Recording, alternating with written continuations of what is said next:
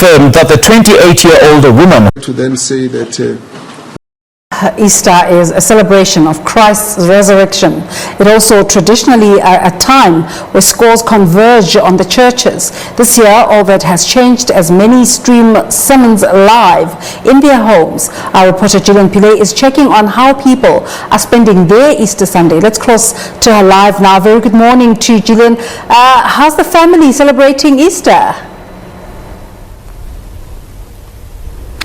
A very good morning to you, Desiree. Well, my family's in the Eastern Cape and I'm here in Johannesburg.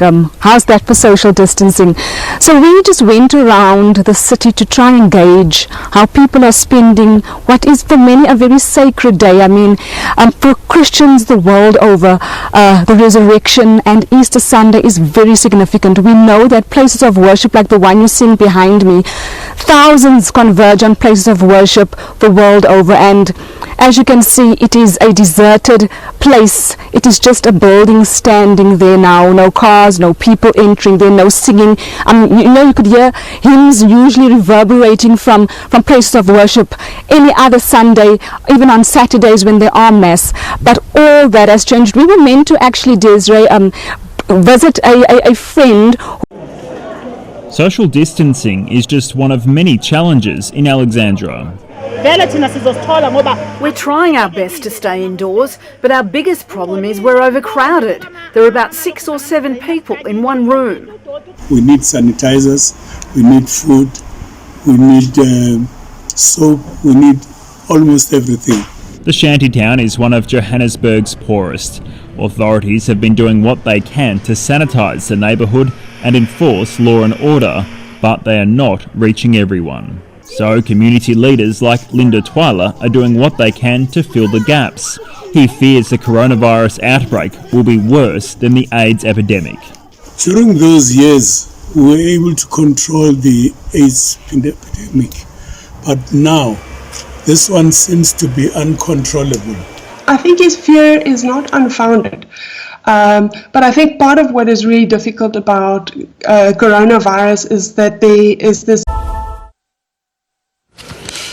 This is ENCA. On this Easter Monday, government has been working hard to enforce strict measures during the lockdown. Some people are now calling for government to lift the ban on alcohol and cigarettes. Smokers have been using illegal means to feed their cravings. Well, our next guest here is a chairperson of the Fair Trade Independent Tobacco Association, Nenhlanhla Mnguni. Good morning, sir. Thank you very much for your time. The lockdown regulations, from what we are hearing, are not going to be relaxed anytime soon. But obviously now we are seeing illegality creeping in, or people going underground in terms of getting access to their to cigarettes to feed their habits. How is this affecting the industry? Firstly, good morning, Dan, and thanks for having me on your show. Look, in as far as the lockdown restrictions and the sort of easing thereof, we've been encouraged. I mean, there was a statement sort of issued yesterday by government saying that the president will be applying his mind in as far as reducing some of the restrictions on certain economic sectors. This would include cigarettes and alcohol. But as the current position stands, you're correct in saying that the illicit trade has grown exponentially. Government is obviously aware of the issues in as far as the illicit trade. Industry, law enforcement agents, and other stakeholders have, over a number of years, voiced their concerns in as far as the policing of this particular issue. And now what we're seeing is, in essence, the failure by government to deal with this issue, in that criminal syndicates are taking advantage of the weakness of our law enforcement agents and criminal justice system, and supplying a market which is at this stage high in demand. Yeah. And, the issue. Right, on to this now. It's a tough balancing act, the need to save lives versus the need to keep the economy running. Now, the lockdown in the United States has seen a record 16.9 million people left jobless. South Africa, with its high unemployment rate, simply cannot afford to lose more jobs. So, to borrow from US President Donald Trump, is the cure worse than the problem. To discuss this, I'm joined by two economists. We are joined by Davi Riot. He is with the Efficient Group, and independent economist Thabi Leoka. A very good morning to the both of you. Firstly, I'm going to start with you, Davi. Should government relax the lockdown regulations in order to allow for economic activity? Good morning to you. I think what is important for us to understand, and at least we should open this debate, is that poverty also kills. In fact, poverty is the biggest killer in the world. You can put all nasties together, you can put all illnesses together, and poverty will still kill more people than all the other ones put together. So we must understand that. Not necessarily by way of people dying of hunger. That's not necessarily what I mean. But you can simply look at the life expectancy of South Africans, currently around about 60 years, and Europeans around about 80 years. So we actually died 20 years before the time, primarily because of poverty. So we have to understand that poverty is a killer as well. I've done some calculations, and in a really bad case scenario, if everybody gets this virus in South Africa, probably say 500,000 people or so will die in year one. If, however, we keep this lockdown, the economy is going to contract by 10%, and based on certain numbers, and I can give you those numbers, but based on certain numbers, we're probably going to see deaths of around about 30,000 or so per year for the next, say, 10 years, killing, say, 300,000 people over the next 10 years because of poverty. On top of that, you have to add the people that are going to die because of the hunger as well. So my answer to that is that we have to at least allow this economy to go on as much as we possibly can, because poverty also kills. Thabi Leoka, let's bring you into the conversation. Similar question to you. The predictions out there are that the unemployment rate will jump to 50% from the near 30% we're currently at. Should government relax the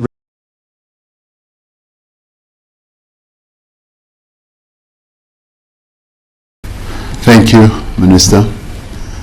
Ndimadekwana, Riperile, Sanbonani, Molweni, Dumelang, Goeienaand. Good evening. My fellow South Africans, at midnight tonight, it will be exactly 2 weeks since our country entered into an unprecedented nationwide lockdown to contain the spread of the coronavirus. During the course of these last 2 weeks, your lives have been severely disrupted. You have suffered great hardship and endured much uncertainty. We have closed our borders to the world. Our children are not in school. Businesses have closed their operations. Many have lost their income, and our economy has ground to a halt. And yet, faced with such daunting challenges, you, the people of South Africa, have responded with remarkable patience and courage. You have respected the lockdown and largely observed its regulations.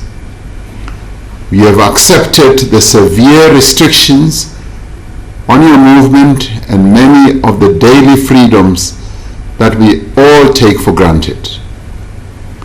You have done so because you have understood the devastating effect of this disease, the effect that it will have on the health and well-being of all South Africans unless we take drastic measures.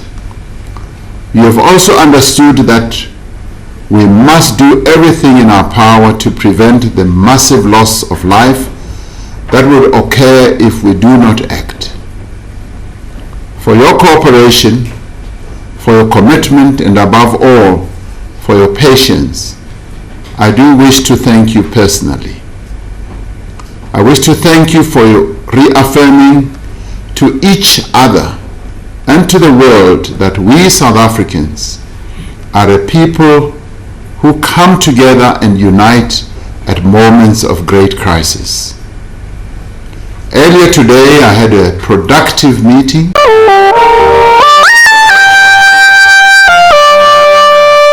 What's up, guys? It's Jenny here with a little just chatting episode. I wanted to film this yesterday, but then I found out the president's going to talk, which he did last night. He was way late for his own speech, but let's not focus on that. So I decided to do a little COVID-19 in South Africa update, since a lot of people actually liked my first one, so I thought, why not? It's day 29 of our international state of emergency lockdown, and it's supposed to go on until next week, Thursday. So last night the president basically, thank God, did not announce that it's going to be extended. Rather, we are gradually being reintroduced into society, because we're all dumbasses and we don't know what to do, which is actually one of the reasons I am so calling BS on this lockdown. Because to be quite frank, a lot of people just ignored the rules completely and still went out. Like, I know of a few people, and I'm not going to name names because some of them actually watch my videos, that went and just visited family members and shit, and the rest of us, I mean, on Sunday, last Sunday, I had a really rough day. It would have been my son's 5th birthday. I had a miscarriage in 2015, and usually I go to my gran on that day because I'm an emotional wreck and I don't want to wipe my bad mood off on everyone else around me. I stayed home. I stayed home because that's what you're supposed to do. You're supposed to stay at home and not be driving around like a freaking maniac. My mother-in-law anyways won't let me go anywhere just because I'm a diabetic. I'm not allowed to go out to buy groceries. I have to tell her what I need. And it's getting to me. I think I am getting cabin fever. Like, it's bad. But that aside, I also think that the lockdown didn't really help. There's a lot of people saying they admire our president for what he did by calling a state of emergency and shutting down the entire country. I don't agree. If you look at our numbers of confirmed cases and deaths before the lockdown, they were actually a lot smaller than 2 weeks after the lockdown began. And that's because people were stress shopping 2 days before the 27th of March, and it blew up in everyone's faces. The shops made so much capital because they were like, okay, everyone's going to need stuff now, so we're going to put everything on special, even though the president did say that we are allowed to go to the grocery store during the lockdown. We are allowed to get our necessities. Now, there is a bunch of stuff that happened during this lockdown that I really just did not agree with. He banned the sale of alcohol and cigarettes, which I really don't understand. A lot of people use alcohol and cigarettes as a coping mechanism. There were a few days that I actually had to go without smoking because I couldn't get cigarettes anywhere. Luckily, you can buy smokes from the 1st of May, which is next week Friday, when we move also from stage 5 to stage 4. I'll explain the stages in a second. I watched a video last night that he was discussing before the president actually went live, and I agree with a lot of things. I do not think that the lockdown helped at all, to be quite honest. They say it slowed the spread of the virus, but if you look at our death toll and at our confirmed cases right now, it's a lot higher than it was in the beginning of the lockdown. Also, I have this theory that you're supposed to, just to make people panic less, maybe take the recovered patients off of the confirmed list so that you don't see, because we're at 3,000 something confirmed cases now, which over 1,000 people have recovered. So take them down, because people see 3,000 this and like, oh my god, everybody's gonna die. It's not that serious. I think we have 65 deaths in South Africa due to the coronavirus. But another thing that people have to keep in mind, that most of these deaths are in elderly people or people with underlying health issues. It's one of the interesting facts that I actually googled some stuff, some interesting shit. People of all ages are vulnerable, but aged and people with pre-existing medical conditions such as diabetes, which I have asthma and heart conditions are at higher risk. It's actually uncertain how long the virus can last on a surface, but if it's anything like previous coronaviruses, it could be anything from 4 hours to a few days. People still argue with me that this is the first coronavirus. It's COVID-19. 19. So there had to be an 18 and a 17 and a 16, and I'm pretty sure you guys know how to count. So why is this one so different? There's a word, this one is called zoonotic, I'm not sure, let me just see. I think it's zoonotic, which means it can be transferred from an animal to a human. And this is not me saying this, it's Google. If you don't believe me, Google it. The recovery time ranges from 2 weeks to 3 to 6 weeks depending on the severity of the case. So obviously, as I said, a lot of people only experience mild symptoms. You have a light fever, you have a bit of a cough, and you stay tired. You can self-isolate and you should be fine within 2 weeks. If your symptoms are more severe, like the whole not being able to breathe thing, it could lead to a longer recovery time or eventually death, depending on how healthy you are to begin with. I don't know, guys, I know this is a very, very serious issue. Obviously, I mean, a lot of people have lost their lives to the coronavirus.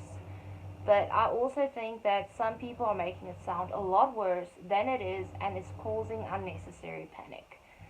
I understand the steps we had to take during this lockdown, but I don't think it helped because most people just didn't listen. They just don't give a shit. Let's go out, let's do this, let's go do that. And thanks to that, I mean, I can literally, where I'm sitting here, I can hear cars in the main road driving up and down, and I can guarantee most of those cars aren't going to buy necessities. They're just going wherever the hell they want to, because people are going on as if though life is just going on as normal. I actually feel so bad because one of my absolute favorite YouTubers, her mom's a nurse, she contracted the virus. She's been having symptoms. It's bad all around, it's everywhere. But I just think that if we just use a little bit of common sense, we can beat this thing. We can beat this thing. Here it is. COVID-19 is zoonotic, meaning it can be transferred between humans and animals. Zoonotic. As long as the mother wears gloves and masks, she can actually breastfeed while she has the virus. Coronavirus is a new strain that was observed last year in 2019, and it has not yet been previously identified in humans, which makes me wonder, the previous coronaviruses, the previous COVIDs, was it only in animals? I actually don't know that, but let me just find where I wrote down the stages. I made a few notes while the president was talking. Okay, so we have 5 levels. Level 5 is what we're currently on, which calls for drastic measures, aka the hard lockdown. Next week, Friday, we will officially transition into level 4, which will allow us some more activity, some more businesses to open, and luckily buy cigarettes. Level 3 is the easing of some restrictions. Level 4, further easing. Level 2 is further easing, sorry. And level 1, normal activity can resume. Now, on level 3, more people are going to be able to go out, actually start seeing their families and stuff, but for me, I'm probably going to have to wait until we reach level 1, and I don't even know when the hell that's going to be. Because of the whole diabetes issue, I am high risk, but I really, really miss my family, and my heart goes out to every single one of you out there who haven't been able to see your loved ones for who knows how long. It's been a big struggle. Just finding things to do to keep yourself busy every day, all day. It's been getting more and more difficult, I'm actually thinking about doing a video just on making my own mask. You don't have to pay a fortune to make a mask. It's actually quite easy to make your own. And some baking. I really want to do some baking. I'm not allowed to eat whatever I bake, but at least I enjoy the process of doing it. I don't know, guys. I would love to hear your thoughts on South Africa's hard lockdown finally coming to an end, even though people should keep in mind, if the virus spreads too quickly, again, we will be put on another hard lockdown. The president has announced that there are a lot of funds going out to people who cannot work right now, but that's just another reason for concern, because where are we going to get the money back? SAA is basically completely closing down. A lot of businesses are letting people go because they cannot afford to pay them while they're not working. And let's face it, South Africa's employment rate already isn't exactly the best. I have no idea, unfortunately, when the alcohol ban will be lifted. That's not a big issue for me. I'm not a very big drinker, but I know this is affecting a lot of people. In the beginning of the video, I showed some news clips. I can leave the links in the description if you want to check out all the news feeds, which I don't really think it's going to help you or shed any light on the situation, really. But I will leave a link to the president's speech of last night so that people can look more into the 5 levels of us being gradually introduced back into society. And that's about it, guys. I think I've said anything and everything that's been on my mind. Next week you will see me again with another Shadow Falls book review. Oh, no. That's the week after that. I'm starting the Shadow Falls book review next week. Let's see. If I do decide to bake some stuff, I might just make a vlog out of it and put it on. But again, my thoughts and prayers go out to every single one of you affected by the coronavirus. I hope and pray all of you stay safe and just use your common sense when thinking about going out into the world. If you do go out, please remember to put on your mask, wear gloves, take your hand sanitizer with you. Don't touch your face. Just in general, don't do it. Don't go, because you're gonna die. Maybe, depending on how severe your case is. But guys, thank you so much for watching my video. If you enjoyed it, please remember to hit the subscribe button, leave a comment, and then I shall see you guys next time. Bye!